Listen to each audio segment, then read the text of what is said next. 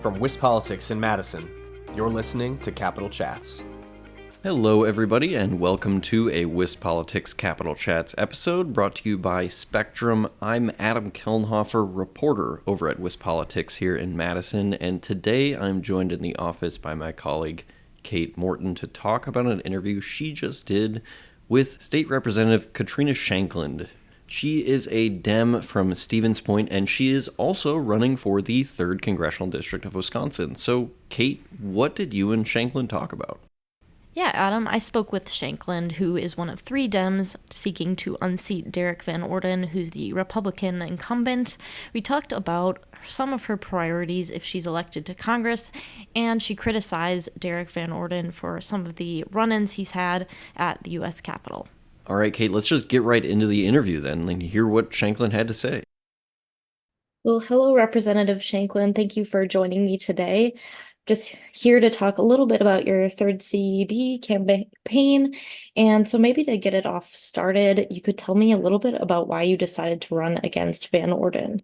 Absolutely. I am running for Wisconsin's 3rd Congressional District and challenging Derrick Van Orden because he has shown time and time again that he is not serving the people of Wisconsin. He's not delivering for working families and seniors. And meanwhile, we are waiting for a long-term farm bill, for a long-term government funding solution and budget.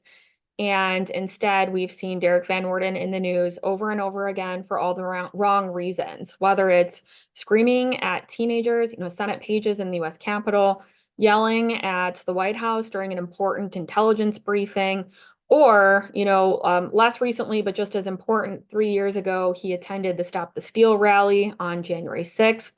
And so voters have an enormous amount of concern about not just his temperament and his inability to get things done for us, but also the way in which he uses his position. He goes on Twitter late at night and attacks voters and sometimes blocks them instead of engaging in person in meaningful discussions with people all across the 3rd and Western and Central Wisconsin. And so I'm a Central Wisconsin legislator who spent the last 12 years delivering results for hardworking families and seniors, and I'm going to continue to in Congress.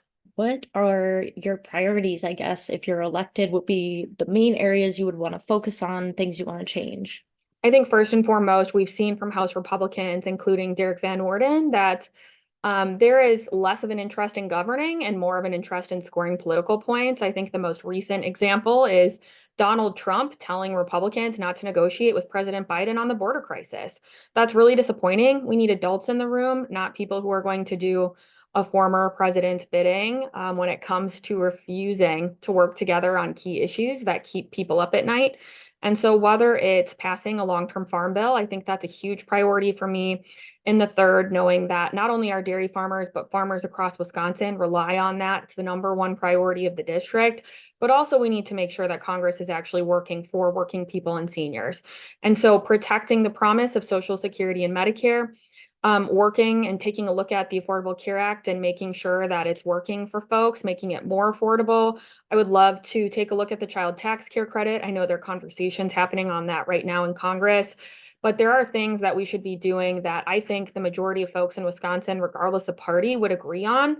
And those are some of the priorities that are at the top of my list. I would also add cracking down on big pharma and price gouging is another one, and have worked on some legislation in the state capitol and want to bring that fight to Congress as well. Yeah, I also want to talk a little bit about the race last time around. As I'm sure you know, national Dem groups ended up pulling out that big ad funding at the end of the campaign in the final weeks. Do you have any concerns about whether the district is being prioritized, and how do you see beating Derrick Van Orden if it isn't? I know that the DCCC took millions of dollars out of reserve in Wisconsin when Brad Pfaff was the candidate. And had they not have done that, I firmly believe that he would be Congressman Brad Pfaff right now, and I would be supporting his reelection campaign. But unfortunately, they chose to make that unforced error, and it is my job to ensure it never happens again. So I'm frequently in touch, and my team is frequently in touch with folks in DC, not just the DCCC, but other organizations too. And I continue to tell them, and this is extremely important, looking at just the DPI or Democratic Performance Index of a district doesn't actually mean much. You have to look at the candidate in the race. and their ability to turn out voters, and ask Senator Tammy Baldwin how that worked for her, right? She won what was most people would consider Wisconsin a swing purple district. When she wins big, because she knows that just turning out Democrats isn't the only way to win. You can actually win with the middle, focus on independents and even moderate Republicans who believe in key priorities of mine, like protecting our democracy. And when it comes to abortion, making sure that no politician ever interferes with our private and personal medical decisions. In my last two elections, Republicans have spent hundreds of thousands of dollars on me. And I've outperformed not only the top of the ticket, but every candidate up and down the ticket in 2022 because I chose to expand the base. I don't believe in just turning out Democrats. I think that there's room for everyone in this campaign as it relates to protecting the promise of Social Security and Medicare, protecting our democracy, restoring our rights and freedoms, and allowing a woman to make her own medical decisions. And I think that that works. And showing the election results in 2022, Tony Evers won the third by just 1,000 votes, just a little over 1,000 votes. 2023, Janet Protasewicz won the third by 10.6 points. So we can win this district. We need a candidate who knows how, a battle-tested candidate who consistently outperforms the top of the ticket, and that's me. Yeah, so as far as the conversations you mentioned with national groups, would you say they've been overall receptive to your message that the third deserves this attention? Absolutely. I think especially because Wisconsin is so pivotal to President Biden's reelection too. Ben Wickler has done an amazing job showing everyone nationally that all paths to the White House lead through Wisconsin. And Wisconsin's third is the swing district of all of our congressional districts. It's our most competitive. And so when we invest in the third, we're not just going to flip the House, we're going to reelect President Biden, help run up the numbers for Senator Tammy Baldwin's reelection. And I think as a candidate who has been down ticket for 10 years on the ballot, I know how important it is to help turn out voters for candidates in the Assembly and Senate. And so that's part of my pitch too, is I'm not just going to be in this for me. I am here for every candidate up and down the ticket. And I want to form a strong team and strong partnership with candidates in Western and Central Wisconsin to help them flip competitive districts that are held by Republicans right now, but also protect key districts like State Senator Brad Pfaff. Yeah, I also wanted to talk about you're in Stevens Point, which is kind of on the outskirts of the district, away from battleground area like La Crosse County. Do you think that's a disadvantage? How are you communicating with those voters? Yeah, I would say the biggest issue that I've heard from folks on is maybe this is a question I get more outside of the third than within it, if that makes sense.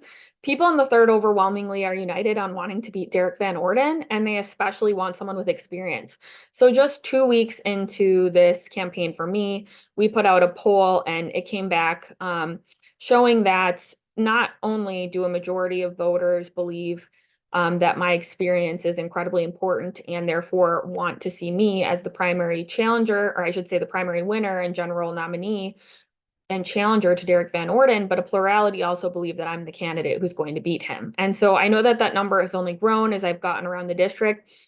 Ironically, I think people view it as kind of a little arm further down the road from La Crosse and Eau Claire, but La Crosse is a 2-hour drive for me. Eau Claire is a 2-hour drive for me. And I tell folks, look, I've been driving to Madison an hour and 45 minutes, multiple days a week for years. So 2 hours is nothing for me. So I can get to Eau Claire and La Crosse just as readily as I can get to Stevens Point. And I've been showing up and putting in that work, just as I've also been having coffee hours. And we call these coffee conversations, coffee with Katrina, across the district, from Black River Falls to Chippewa Falls to obviously Stevens Point and Wisconsin Rapids, down to Viroqua, which I'm heading to next, as well as, of course, La Crosse, Eau Claire, and surrounding communities. And so we're going to continue to show up, whether it's Menominee or whether it's Viroqua. And I think that that is instrumental to winning this district, not writing off any county, not writing off any town, but showing up, listening to folks, talking about how this isn't just about ousting an incumbent, right? This is actually about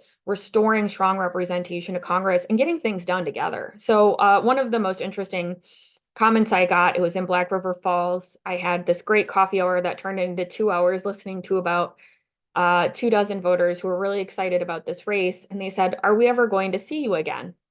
And I stopped and I said, of course. This was very early in the race. We have a year left minimum. And here we are, voters listening to and asking questions of a congressional candidate, thinking this is the only time we'll ever get to engage with her. That is something that I am here to stop. I don't want anyone to think that we're going to wave through all 19 counties. We're going to come back over and over. And since then, I went right back to Black River Falls that next month and was at their holiday parade to show them, look, I'm serious about this. I'm building the infrastructure needed to win. We're not just having coffee once a year with you. We're coming back multiple times and hearing from you and working on the issues together. And that's the kind of Congresswoman I'll be. Okay, yeah, fair enough. There's two other candidates in the race. We got Rebecca Cook, who ran before, and Eric Wilson. So you might have touched on this a little bit earlier, but why do you think you're the best candidate to take on Van Orden? Sure. Well, I have the most experience. I have been in the state legislature for 12 years. In that time, I've co-authored and co-sponsored 179 bills that have become law. And I've personally championed and spearheaded a number of issues that I think really resonate with the people of Wisconsin, especially those in the third. I think especially as it relates to protecting our first responders, expanding access to rural healthcare as it relates to our community paramedic program, and creating not just one, not just two, but three different farm programs, or expanding on three different farm programs that put money into farmers' pockets, specifically to help them with conservation and water quality. So whether it's the nitrogen optimization pilot program, the cover crop insurance rebate, expanding the producer-led watershed grants to farmers, I should say expanding to producer-led watershed groups, money specifically for stream, river, and lake cleanup, and then updating our state's farmland preservation program to put more money in the pockets of farmers and make it easier to enroll acreage. Those are all bills I've worked on. And so when it comes to me criticizing Derrick Van Orden for not getting a farm bill done, I have street cred on this issue because I've worked across the aisle with Republicans and Democrats to get things done for farmers, and I'm going to continue doing that in Congress. I think that means an awful lot to voters in this district, and I've heard it as we've gone. I think they also are looking for someone with a track record of winning. We've heard, and Congressman Pecan echoed this last week when he endorsed my candidacy. He said, we can't take a risk on an untested candidate when we get one real shot at ousting an incumbent, vulnerable freshman, Derrick Van Orden. And I couldn't agree with him more. When we look at my election results, Republicans have thrown hundreds of thousands of dollars in attack ads against me, and I've won by double digits. And you can take that information to the bank, right? That's clear. I've been tested, and I'm ready for not only taking on someone who's going to be a very well-funded incumbent, but someone who's also afraid to debate. And that's a big issue I've heard from primary voters in the district. They want to know how I'm going to get them to debate. And I'll tell you, it's by bringing it up over and over and over. So I haven't done a media interview in weeks without mentioning and challenging Derrick Van Orden to debate me. He's a sitting member of Congress. He needs to be making public appearances and talking to the media. Something that we haven't seen much of him from lately. And I will tell you, his constituents are clamoring to hear from him on key issues. And so my goal is to get him to come out to debates and to debate me. And that's something I'll be working really hard at. Yeah, that's something we'll be following, after seeing he was reluctant to debate Brad Pfaff in the past. So one last question for you. Tara Johnson dropped out of the race recently. Who ends up getting those votes, and what are you doing to appeal to those people who might have been on her team?